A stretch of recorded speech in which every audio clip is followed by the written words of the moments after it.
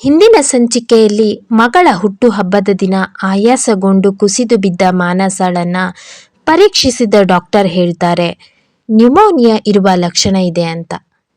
ಹೀಗೆ ದಿನಗಳು ಉರುಳುತ್ತಾ ಮಾನಸ ತನ್ನ ಮುದ್ದಿನ ಮಗಳು ಮತ್ತು ಪ್ರೀತಿಯ ಪತಿಯನ್ನು ಬಿಟ್ಟು ಬಾರದ ಲೋಕಕ್ಕೆ ಹೋಗ್ತಾಳೆ.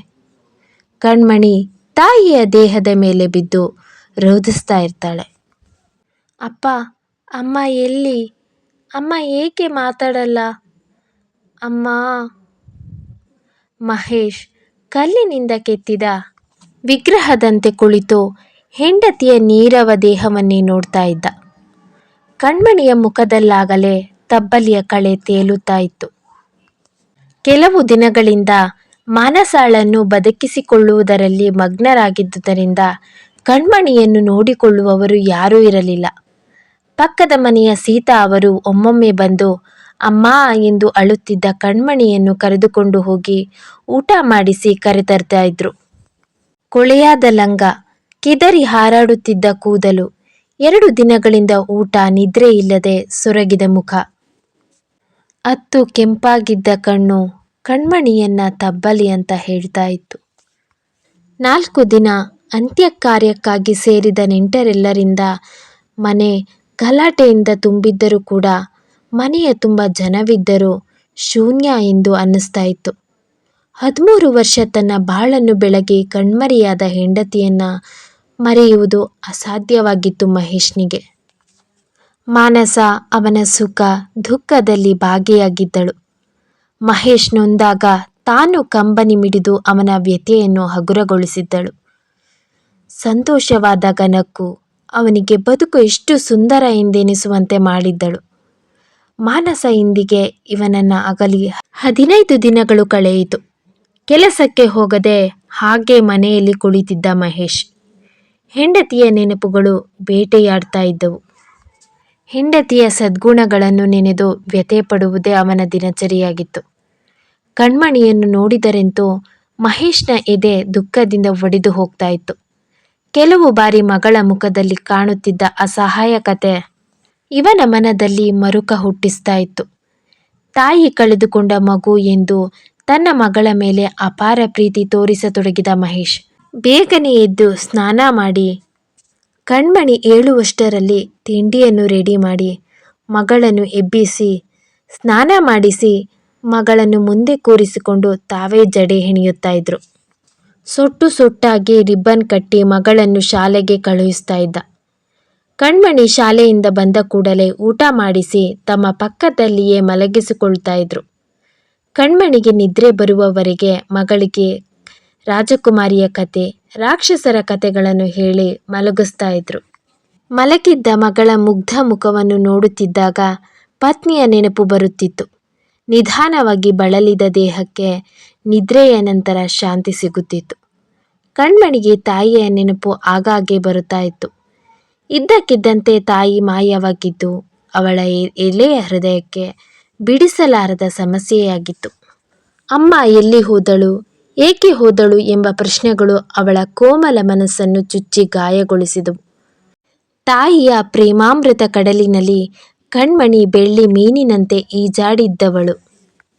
ತಾಯಿ ತೀರಿ ಹೋದ ಮೇಲೆ ಅನಂತ ಸಾಗರದಲ್ಲಿದ್ದ ಮೀನನ್ನು ತಂದು ಒಂದು ಚಿಕ್ಕ ಕೊಡದಲ್ಲಿ ಹಾಕಿದಂತಾಗಿತ್ತು ಅವಳ ಪರಿಸ್ಥಿತಿ. ಕೆಲವು ಬಾರಿ ತಾಯಿಯ ನೆನಪು ಅವಳನ್ನು ತುಂಬ ನೋಯಿಸಿದಾಗ ತಾಯಿ ಹಸುವನ್ನು ಕಳೆದುಕೊಂಡ ಕರುವಿನಂತೆ ಅಮ್ಮ ಎಂದು ಅಳಲು ಮೊದಲು ಮಾಡ್ತಾ ಇದ್ಲು. ಮಗಳು ಅಳುವಾಗ ಮಹೇಶ್ನಿಗೂ ಕೂಡ ತನ್ನ ಹೆಂಡತಿಯ ನೆನಪು ಮರುಕಳಿಸಿ ಕಣ್ಣೀರಿಡ್ತಾ ಇದ್ದ. ಕೆಲವು ಬಾರಿ ಮಗಳನ್ನು ಎಷ್ಟು ಬಾರಿ ಸಮಾಧಾನ ಪಡಿಸಿದ್ರೋ ಕಣ್ಮಣಿ ಸಮಾಧಾನ ಆಗ್ತಾ ಇರಲಿಲ್ಲ. ಕಣ್ಮಣಿಯನ್ನು ಎತ್ತಿಕೊಂಡು ಹೋಗಿ ಸೀತಾ ಅವರ ಮನೆಯಲ್ಲಿ ಬಿಟ್ಟು ಬರ್ತಾ ಇದ್ರು ಮಹೇಶ್. ಸೀತಾರವರ ಮಕ್ಕಳ ಜೊತೆ ಸೇರಿ ಕಣ್ಮಣಿ ತನ್ನ ದುಃಖವನ್ನೆಲ್ಲ ಮರೀತಾ ಇದ್ಲು. ಗೆಳತಿಯರ ಜೊತೆ ಆಟವಾಡಿ ನಂತರ ಮನೆಗೆ ಬರುತ್ತಿದ್ದ ಕಣ್ಮಣಿ ಅಭ್ಯಾಸ ಬಲದಿಂದಾಗಿ ಅಮ್ಮ ಎಂದು ಕೂಗುತ್ತಿದ್ದಳು. ಪ್ರೇಮಮಯಿ ತಾಯಿ ಎಂದಿನಂತೆ ಮಗಳನ್ನು ಎದುರುಗೊಳ್ಳಲು ಬರ್ತಾ ಇರಲಿಲ್ಲ. ಕೈಬಳೆ ಸದ್ದು, ನೀರಿಗೆ ಶಬ್ದ, ಕಾಲ್ಗೆಜ್ಜೆಯ ಸಪ್ಪಳವನ್ನು ಆಲಿಸಲು ಅವಳ ಕಿವಿಗಳು ಚುರುಕಾಗಿದ್ದವು. ಇದರ ಬದಲು ತಂದೆಯ ಒರಟಾದ ಹೆಜ್ಜೆಯ ಸದ್ದು, ಕಣ್ಮಣಿಯ ಕಿವಿಗೆ ಬಿದ್ದಾಗ ಕನಿಕರದ ಮರುಕದಿಂದ ತುಂಬಿದ ಕಣ್ಣುಗಳೆರಡು ಅವಳನ್ನು ಎದುರುಗೊಂಡಾಗ ಕಣ್ಮಣಿಯ ಉತ್ಸಾಹ ಹುಟ್ಟಿದ್ದಲ್ಲಿಯೇ ಒಣಗಿ ಹೋಗ್ತಾ ಇತ್ತು. ಹೆಂಡತಿ ಸತ್ತು 20 ದಿನಗಳಾಗಿದ್ದರೂ ಮಹೇಶ್ಗೆ ಕೆಲಸಕ್ಕೆ ಹೋಗುವ ಮನಸ್ಸಿರಲಿಲ್ಲ. ತಾನು ಸಂಪಾದಿಸಿ ತಂದರೆ ಹುಟ್ಟು ಸಂತೋಷ ಪಡುವ ಅವಳೇ ಇಲ್ಲದಿರುವಾಗ ಇನ್ನು ನಾನು ಯಾರಿಗಾಗಿ ಸಂಪಾದಿಸಬೇಕು? ಯಾವ ಸುಖಕ್ಕಾಗಿ ಹಣ ಕೂಡಿಸಿಡಬೇಕು ಎಂಬ ವೈರಾಗ್ಯ ಅವನ ಮನದಲ್ಲಿ ಮೊಳಕೆ ಒಡೆಯುತ್ತಾ ಇತ್ತು. ಆದರೂ ಮಗಳಿಗೆ ಯಾವುದರಲ್ಲೂ ಕಡಿಮೆಯಾಗಬಾರದು. ಅವಳಿನ್ನೂ ಓದಬೇಕು, ಚೆನ್ನಾಗಿ ತಿಂದು ಬೆಳೆಯಬೇಕಾದ ಮಗು, ಯಾವುದರಲ್ಲೂ ಕಡಿಮೆ ಮಾಡಬಾರದು ಎಂದು ಸಂಸಾರದ ರಥವನ್ನು ಸಾಗಿಸುವ ಸಲುವಾಗಿ ಕೆಲಸಕ್ಕೆ ಹೊರಟ. ಅಪ್ಪ ಬರುವವರೆಗೂ ಸೀತಾರವರ ಮನೆಯಲ್ಲಿಯೇ ಊಟ ಮುಗಿಸಿ ಆಟವಾಡ್ತಿದ್ದ ಕಣ್ಮಣಿ ರಾತ್ರಿ ಮನೆಗೆ ಬರ್ತಾ ಇದ್ಲು. ಹೊರಗೆ ಒಳಗೆ ಎರಡೂ ಕಡೆಯೂ ಕೆಲಸ ಮಾಡುವುದು ಕಷ್ಟವಾಗ್ತಾ ಇತ್ತು.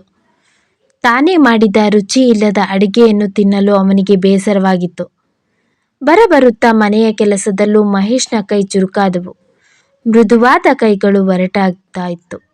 ದೇಹಕ್ಕೆ ಸಾಕಷ್ಟು ವಿಶ್ರಾಂತಿ ಇಲ್ಲದೆ ಸುಖವಾಗಿ ಬೆಳೆದಿದ್ದ ಮಹೇಶ್ ದೇಹ ಹಣ್ಣಾಯಿತು. ಒಂದು ದಿನ ರಾತ್ರಿ ಮಹೇಶ್ ಊಟ ಮಾಡಿಸಿ ಮಗಳನ್ನು ಮಲಗಿಸ್ತಾ ಇದ್ದ. ಹೀಗೆ ಮಲಗಿಸುತ್ತಾ ಪೇಪರ್ ಓದುತ್ತಾ ಕುಳಿತಿರುವಾಗ ಹೊರಗೆ ಯಾರೋ ಸರ್ ಸರ್ ಎಂದು ಕೂಗಿದಂತಾಯಿತು. ಮಹೇಶ್ಗೆ ಪರಿಚಯವಿಲ್ಲದ ಧ್ವನಿಯದು. ಮಹೇಶ್ ಪೇಪರನ್ನು ಮಡಿಸಿಟ್ಟು ಕಣ್ಣು ಮುಚ್ಚಿ ಮಲಗಿದ್ದ ಕಣ್ಮಣಿ ಕಡೆ ನೋಡಿದ್ರು. ಕಣ್ಮಣಿಗೆ ನಿದ್ರೆ ಬಂದಿತ್ತು. ಮೆಲ್ಲಗೆ ಶಬ್ದವಾಗದಂತೆ ಬಂದು ದೀಪ ಹಚ್ಚಿ ಬಾಗಿಲು ತೆರೆದ್ರು. ಮನೆಗೆ ಬಂದಿರೋ ಅತಿಥಿ ಯಾರಾಗಿರ್ಬೋದು? ಕತೆ ಮುಂದುವರಿಯುತ್ತೆ. ಕಣ್ಮಣಿ ಜೀವನ ಮುಂದೇನಾಗುತ್ತೆ ಕೇಳ್ತಾ ಇರಿ. ಯಾರೆಲ್ಲ ಕಡೆ ತನಕ ಸ್ಟೋರಿಯನ್ನು ಕೇಳಿದ್ರಿ ನಿಮಗೆಲ್ಲ ತುಂಬಾ ಧನ್ಯವಾದ. ಪ್ಲೀಸ್ ಯಾರು ಸಬ್ಸ್ಕ್ರೈಬ್ ಮಾಡ್ಕೊಳ್ದೆ ಸ್ಟೋರಿ ಕೇಳ್ತಾ ಇದ್ದೀರಾ ಈಗಲೇ ಸಬ್ಸ್ಕ್ರೈಬ್ ಮಾಡ್ಕೊಳ್ಳಿ, ಲೈಕ್ ಶೇರ್ ಕಮೆಂಟ್ ಮಾಡಿ.